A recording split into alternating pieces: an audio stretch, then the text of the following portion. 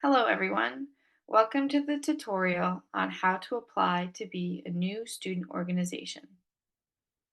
Once you have gotten to this page, you will want to click the Campus Groups drop-down menu at the top, and right next to the search bar you will see a blue plus all groups button.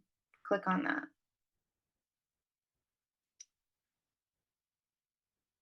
This does give a list of all the groups that are registered on Campus Groups.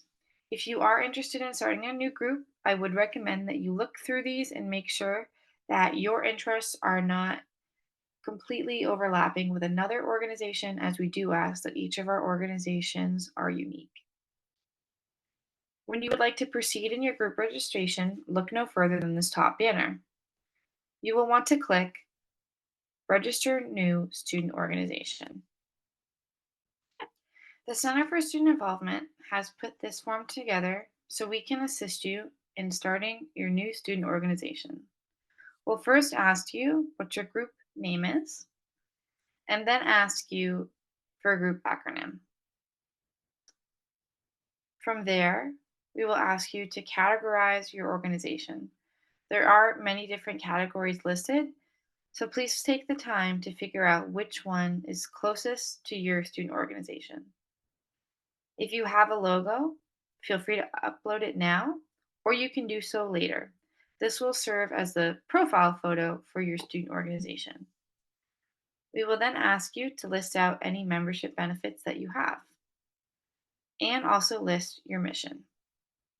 For the purpose of this tutorial, I have kept both of these brief, but if you could spend more time really adding to these two sections and fleshing them out so that prospective members really can get an idea of what they are gaining through this organization, it will help you out in the long run. If you'd like to list other goals, you have a text box to do that and a space to upload your constitution. In the officers section, you will be required to input 4 officers. This is similar to how Gmail works, where all you have to do is start typing the name of the person you want, and they should pop up and you can click on them. For the purpose of this example, I have used Bananas the Bear for all 4 officers. When you are filling out this form, please make sure that all of these folks are distinct. You can add more than 4 officers if you wish. And then we also ask that you list 2 other members. Once you have filled out all the required fields, please click Next. You will then be redirected to the preliminary recognition form. The first question asks you who you are seeking recognition from. There are 2 options for student organizations.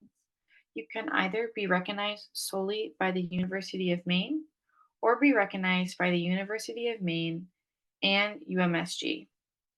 Please note that recognition with UMSG is a separate process, but they are able to offer funding to organizations who go through the recognition process. The next question will ask you who your advisor is and their email.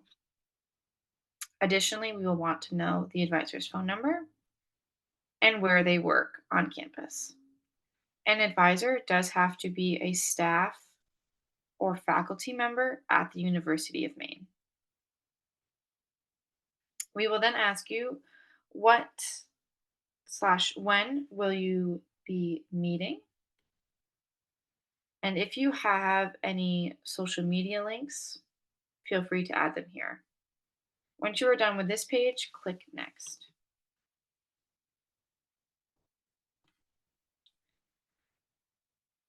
The next section will ask about finances. So if you do have any financial needs at the point of filling out this form, please feel free to enter in that information. If you have obtained funds, we would like to know how that was done. We would like to know if your organization has membership dues. If yes, we would like you to let us know how much those are and when they are collected.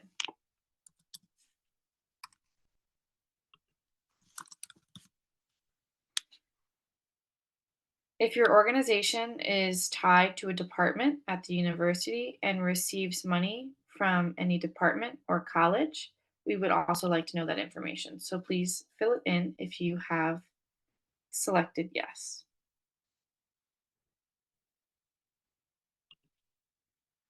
We will then ask you if your organization has a tax ID number, and if you do, we would like you to fill that in.